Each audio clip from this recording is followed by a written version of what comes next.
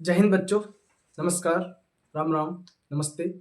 स्वागत है आपका आपके अपने परिवार द एजीएस बोर्ड एग्जाम में। मैं अमित आशा करता हूं कि आप सब अच्छे होंगे, बेहतरीन होंगे और अपनी जो तैयारियां हैं वो अच्छे से कर रहे होंगे। तो मैं आज आपको पढ़ाने जा रहा हूं नरेशन। इंग्लिश में नरेशन जो होता है टू नरेट, यानी कि किसी चीज़ को कहना। किसी चीज़ को हम दो तरीके से कह सकते हैं, जैसे एक डायरेक्ट और एक इनडायरेक्ट। डायरेक्ट का मतलब होता है जैसे कोई भी बात जो सब्जेक्ट होता है, स्पीकर होता है, उसके द्वारा कही गई है वो उसी के शब्दों में लिख देना हमारा डायरेक्ट कहलाता है। और किसी के द्वारा कहे गए शब्दों को अपने शब्दों में कन्वर्ट करके लिखना वो हमारा इनडायरेक्ट कहलाता है। चलिए शुरू करें, क्योंकि आपको ऐसे समझ में नहीं आएगा। पहले हम जो आज का जो हमारा टॉपिक होगा वो होता है नरेशन। बच्चों को इसमें बहुत से डाउट रहते हैं, क्योंकि इसमें रूल्स जो हैं वो बहुत ही हैं, बच्चे याद नहीं रख पाते।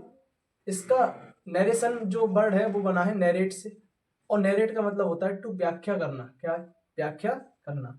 नरेशन को हम दो भागों में बांटते हैं, एक होता है हमारा डायरेक्ट और एक होता है हमारा इनडायरेक्ट।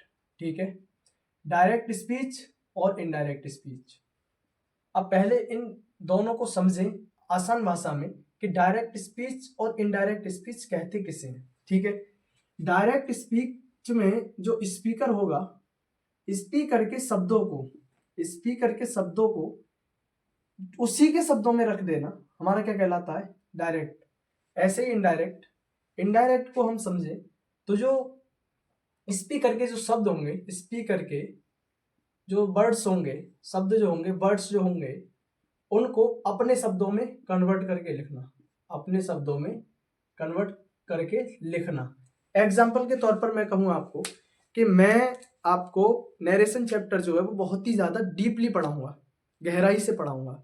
मैं पढ़ाऊंगा, ये मैंने कहा मैं पढ़ाऊंगा, लेकिन आप क्लास में उपस्थित हैं, बट आपका जो एक फ्रेंड है वो क्लास में उपस्थित नहीं है। मान लो आप उससे मिले बाद में जा करके, तो वह आपसे पूछेगा आप आज सर ने क्या पढ़ाया, तो आप ये बोलोगे आज सर ने ये पढ़ाया कि वह हमें नरेशन जो चैप्टर है वो बहुत ही ज़्यादा अच्छे से पढ़ाएंगे। कौन पढ़ाएंगे? वह। आपने वह कहा, मैंने मैं।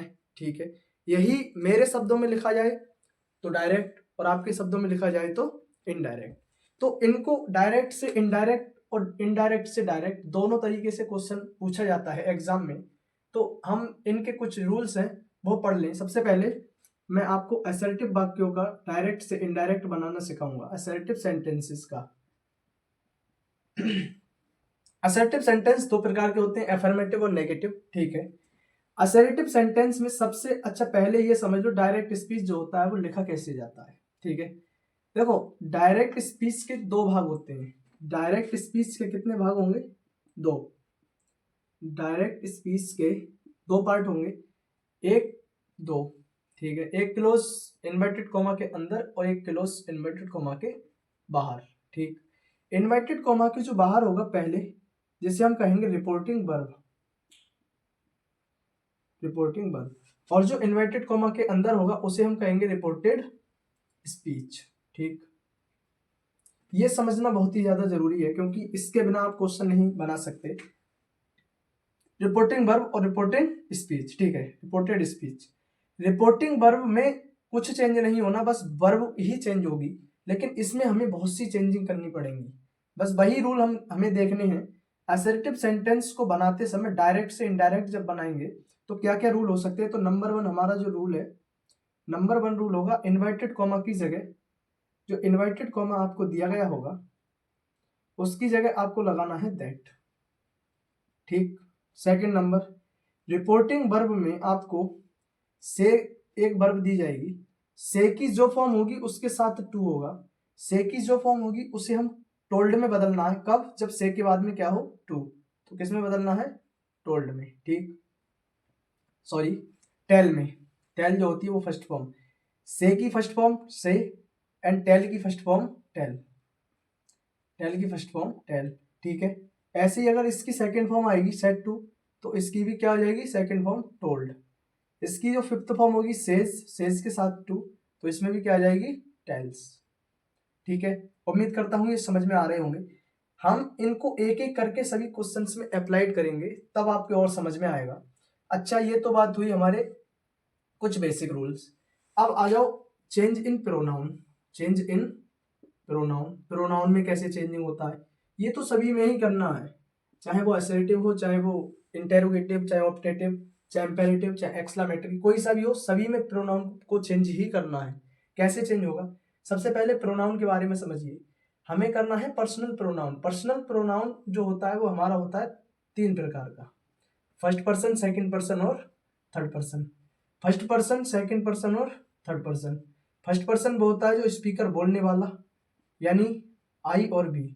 सेकंड पर्सन होता है सुनने वाला, यानी यू। और थर्ड पर्सन होता है other than listener and speaker, he, she, it and they. ठीक, आई बी से रिलेटेड जितने भी वर्ड होंगे वो सब हमारे फर्स्ट पर्सन में ही आएंगे। जैसे आई का जो ऑब्जेक्ट होगा मी, और बी का ऑब्जेक्ट होगा अस, और इसका पजेसिव एडजेक्टिव माई, और इसका पजेसिव एडजेक्टिव आवर। ठीक है, यू का जो ऑब्जेक्ट होता है वो यू का जो पजेसिव एडजेक्टिव होता है वो योर। ये सेकंड पर्सन से रिलेटेड है। ऐसे ही इनसे रिलेटेड वर्ड जितने भी होंगे वो हमारे थर्ड पर्सन में ही होंगे। जैसे ही का जो ऑब्जेक्ट होता है वो होता है हिम, सी का जो ऑब्जेक्ट होता है वो होता है हर, इट का होता है इट, और दे का होता है देम। ऐसे ही इसका अगर एडजेक्टिव लिखा जाए तो हिज, और इसका होगा हर, और इट्स, और इसका होगा देयर। ठीक है, ये सब आपको लिख लेने हैं, क्योंकि बोर्ड थोड़ा छोटा है तो इस वजह से मुझको मिटाना पड़ेगा, और मिटाने के बाद मैं आपको दोबारा समझाऊंगा। ये सभी लिख लेने हैं आपको, एक एक करके लिख लीजिएगा, या स्क्रीनशॉट लेके बाद में लिख लीजिएगा। ठीक है, लिख ले ही होंगे। तो आगे बढ़े। अब हमें टेंस में परिवर्तन करना होगा। टेंस में परिवर्तन कैसे करते हैं ये भी समझ लो। टेंस में परिवर्तन जब होगा जब रिपोर्टिंग वर्ब किस में हो, पास्ट में हो। जब रिपोर्टिंग वर्ब हमारी पास्ट में होगी, यानी कि इन्वर्टेड कॉमा के बाहर वाला जो सेंटेंस है या क्लोज है वो पास्ट में होगा, तभी हमारे रिपोर्टिंग वर्ब में चेंजिंग होगी। ठीक है, कैसे कैसे चेंजिंग होंगी?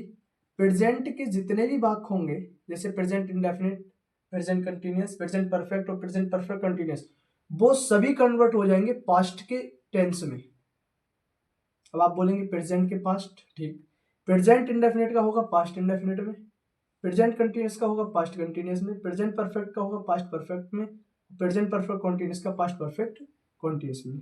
ठीक है, और पास्ट जो इंडेफिनिट होगा, पास्ट के जितने भी होंगे अपने से तीसरे में, पास्ट इंडेफिनिट कंटिन्यूअस परफेक्ट, तो पास्ट परफेक्ट में। अच्छा, पास्ट परफेक्ट कंटिन्यूअस ये होगा हमारा पास्ट जो परफेक्ट होगा वो होगा पास्ट परफेक्ट, स्किप हो गया थोड़ा। पास्ट इंडेफिनिट जो होगा पास्ट परफेक्ट में होगा, पास्ट कंटिन्यूअस जो होगा, पास्ट कंटिन्यूअस होगा हमारा पास्ट परफेक्ट कंटिन्यूअस में। ठीक है, और टेंस में और कोई परिवर्तन करना नहीं। कुछ वर्ड्स हैं जिनमें हमें परिवर्तन करना होगा, जैसे मॉडल्स वर्ब है। मॉडल वर्ब जैसे बिल है, बिल का हो जाएगा वुड, बिल का क्या होगा वुड। सेल है, सेल का होगा शुड। ठीक है, कैन है, कैन का होगा कुड। मे है, मे का होगा माइट। ये जब ही होगा चेंज जब रिपोर्टिंग वर्ब हमारी किस में दी गई हो, पास्ट में। ठीक है, अच्छा कुछ और भी हैं, जैसे दिस है, दिस का होगा दैट। दीज है, दीज, दीज का होगा दोज। एक वर्ड है नाउ, नाउ का होगा देन। ये ध्यान रखना THEN है, ना कि THAN, वो कंपैरेटिव में आता है। ये देन का मतलब होता है एडवर्ब, तब। ठीक, एक होता है हेयर, हेयर का लिखना है आपको देयर। एक होगा हैंस, हैंस का लिखना है देंस। ठीक, एक होगा टुडे, टुडे को लिखना है डेट डे, डेट डे। एक होगा यस्टरडे, यस्टरडे का लिखना होगा आपको the previous day, previous day. ठीक, एक होगा टुमारो, टुमारो की स्पेलिंग जो है वो हमारे एग्जाम में पूछी जाती है, हाई स्कूल में भी बहुत पूछी जाती है, इसको ध्यान से रखना। टुमारो का होगा द नेक्स्ट डे, या इसको ही लिखें हम the following day, the following day. ठीक है, एक वर्ड आता है हमारा कम, कम का हम कर देते हैं गो। एक दो वर्ड शायद हो सके तो एक दो वर्ड और रह गया होगा इसमें जो मैं नहीं लिखा पाया हूं, तो ये भी आपको लिख लेने हैं कि किस वर्ड को किस में चेंज करना है। चेंज जब भी होंगे जब रिपोर्टिंग वर्ब किस में होगी, फास्ट में होगी। ठीक है, तो आप लिख लीजिएगा इसको, मैं साइड हो जाता हूँ, स्क्रीनशॉट लेके लिख लेना। ठीक है, अब इसको मैं मिटाऊं, आगे के रूल्स हम पढ़ेंगे। बच्चों को जो नरेशन चैप्टर है वो इसी वजह से थोड़ा हार्ड लगता है, क्योंकि इसमें टोटल जो रूल्स हैं वो आप नहीं समझ पाते। अब आओ, प्रोनाउन में चेंजिंग मैंने आपको लिखा ही दिए थे, बस प्रोनाउन में चेंजिंग कैसे करना है।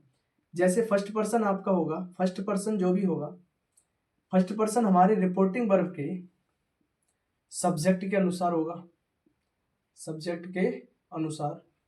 ठीक है, सेकंड पर्सन जो प्रोनाउन होगा वो रिपोर्टिंग वर्ब के ऑब्जेक्ट के अनुसार होगा, और जो थर्ड पर्सन होगा उसमें हमें कोई चेंजिंग नहीं करनी, नो चेंज। ठीक है, यानी कि हमें आई और बी जो वर्ड होगा उससे रिलेटेड वर्ड, और जो यू से रिलेटेड वर्ड ही बस चेंज करनी है रिपोर्टेड स्पीच की, और कोई सा वर्ड चेंज नहीं करना है, क्योंकि और सभी किस में आ जाएंगे, हमारे थर्ड पर्सन में।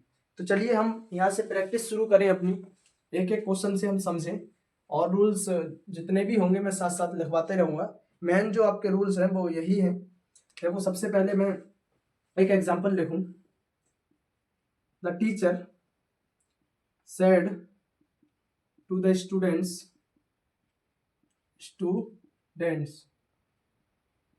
यू आर नॉट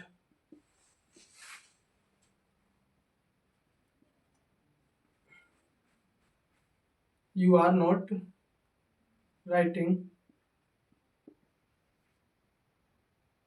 ठीक, इतना ही ले लो। देखो, मैंने एक सिंपल सा सेंटेंस लिया है आपको समझाने के लिए।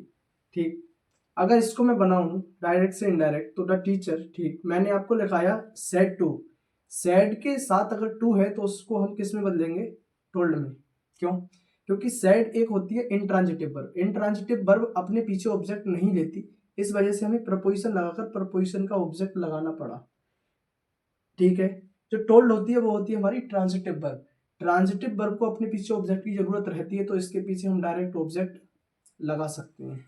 ठीक, दोनों का mean said to is equal to told. अब मैंने आपको बताया इन्वर्टेड कॉमा के स्थान पर क्या लगाना है, दैट। अब आपको ये देखना है यू कौन सा पर्सन है, सेकंड पर्सन, और सेकंड पर्सन है जो रिपोर्टिंग वर्ब के ऑब्जेक्ट के अनुसार लगेगा। यदि आपको याद नहीं रहे तो मैं एक फॉर्मूला लिखवा दूं, सन बटे 123। जो फर्स्ट पर्सन होगा सब्जेक्ट के अनुसार, सेकंड पर्सन ऑब्जेक्ट के अनुसार, थर्ड पर्सन नो चेंज। ठीक है, दैट सेकंड पर्सन जो होगा वो स्टूडेंट्स जो है वो हमारे प्लूरल है, क्या है, प्लूरल, तो प्लूरल ही लिखा जाएगा, दे। ठीक है, आर प्रेजेंट, और प्रेजेंट को किस में बदलना है, पास्ट, तो यू मतलब आर को किस में बदलेंगे, बर। नॉट राइटिंग, या ऐसे समझो, ये था हमारा प्रेजेंट कंटिन्यूस, ये हो गया पास्ट कंटिन्यूस। उम्मीद है समझ में आ रहा होगा। एक एग्जांपल और लूं मैं, Amitabh said to Jaya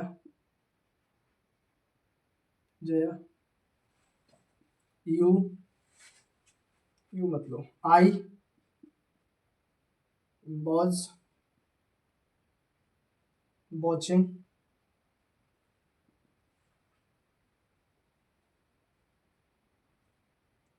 a movie, ठीक है, देखो समझो, अमिताभ सेड टू की जगह टोल्ड। ठीक, जया को तो आप जानते ही होंगे, अमिताभ बच्चन की कौन है, वाइफ। ठीक, और जो इन्वर्टेड कॉमा है उसकी जगह, इन्वर्टेड कॉमा की जगह लगाना क्या है हमको, दैट। आई जो है वो है हमारा फर्स्ट पर्सन, क्या है, फर्स्ट पर्सन। फर्स्ट पर्सन को हम इसके सब्जेक्ट के अनुसार चेंज करेंगे। आई को हमें अमिताभ के अनुसार चेंज करना है। अमिताभ जो है हमारा वो है मेल, तो मेल को अगर प्रोनाउन में चेंज करें तो क्या लिखते हैं हम, ही। ठीक है, फीमेल होती तो क्या लिखते, सी। ठीक है, आई को हमने ही में चेंज करा। अब ये देखना है ये कौन सा टेंस है, पास्ट कंटिन्यूस, तो पास्ट कंटिन्यूस को बदलना है पास्ट परफेक्ट कंटिन्यूस, तो had been watching a movie. ठीक है, आपको समझ में आ रहे होंगे। मेन चीज जो इसमें रहती है बच्चे नहीं कर पाते वो होता है हमारा चेंज इन प्रोनाउन। प्रोनाउन में चेंज बहुत अच्छे से करना है, तो ये भी आपको लिख लेने हैं। तो मैं इसको रेज करके आपको प्रैक्टिस भी कराऊं, तो एक बार मैं क्वेश्चन लिख लेता हूँ यहाँ, लगभग 4-6 वीडियो को पॉज करके लिखने पड़ेंगे मुझे, क्योंकि वीडियो लंबी ज़्यादा हो जाएगी अगर मैं साथ साथ लिखूंगा तो इस वजह से वीडियो पॉज करके मैं पहले क्वेश्चन लिख दूँ, फिर उसके बाद में प्रैक्टिस हम करेंगे एक एक करके। तो मैंने क्वेश्चन लिख लिए हैं, चलिए एक एक करके इनकी प्रैक्टिस करें, समझें किसी वाक्य को कैसे बनाया जाए। रूल तो मैंने आपको सभी लिखा दिए हैं, उन्हीं रूल्स से हम इन क्वेश्चन को बनाएंगे। ये मैंने सभी डायरेक्ट लिखे हैं, डायरेक्ट से इनडायरेक्ट बनाना है। तो सबसे पहला जो क्वेश्चन होगा इनडायरेक्ट स्पीच का, वो बनाना है। देखो कैसे बनाएंगे, सी सेड टू मी, तो she told me, said to का क्या होगा, टोल्ड मी। ठीक है, इन्वर्टेड कॉमा की जगह लगेगा क्या, दैट, मैंने आपको लिखवाया ही है। अच्छा ये देखना है ये कौन सा person, first person, first person को इसके सब्जेक्ट के अनुसार, सब्जेक्ट क्या है सी, तो क्या हो जाएगा सी। ठीक है, ये पास्ट में था, पता कैसे लगा ये पास्ट में, क्योंकि ये सेकंड फॉर्म है। ठीक है, सेकंड फॉर्म हमेशा पास्ट में ही प्रयोग की जाती है। आगे बढ़े, देखो हैव है तो हैव का क्या हो जाएगा हैड, क्यों, क्योंकि पास्ट प्रेजेंट परफेक्ट को past perfect, had been to France, had been to France. ठीक है, क्वेश्चन कंप्लीट। दूसरा जो क्वेश्चन है उसका भी इनडायरेक्ट स्पीच से देखो, आई सेड टू हिम, तो I told him that, inverted comma के स्थान पर क्या आएगा दैट, आई, फिर वही आई को आई के अनुसार बदलेंगे तो क्या आ जाए आई। ठीक है, ये सेकंड फॉर्म, तो सेकंड फॉर्म पास्ट में, पास्ट का मतलब ये भी पास्ट में होना चाहिए, तो बिल का क्या होगा वुड, मैंने आपको पहले ही दिखाया है, लेकिन ठीक है कोई नहीं, आई के साथ वुड, फिर नॉट, गो। अच्छा हेयर होता तो देयर करते, नहीं हेयर होता तब देयर करते, देयर पहले से ये तो हेयर नहीं करना, तो देयर का देयर, टुमारो का क्या है द नेक्स्ट डे। ठीक, थर्ड नंबर क्वेश्चन पे आए, हर फादर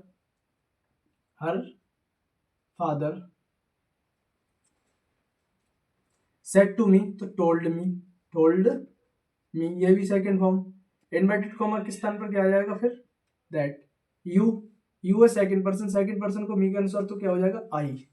डिड नॉट, ये कौन सा सेंटेंस है, ये है पास्ट इंडेफिनिट को पास्ट परफेक्ट, तो आई हैड नॉट, हेड के साथ क्या होती है वर्ब की थर्ड फॉर्म नोन, मी है फर्स्ट पर्सन का ऑब्जेक्ट, फर्स्ट पर्सन सब्जेक्ट के अनुसार हर फादर कोई मेल होंगे तो मेल के जो ऑब्जेक्ट होगा वो लगाएंगे हम, ही का ऑब्जेक्ट हिम। ठीक है, रीना सेड टू मी, तो रीना टोल्ड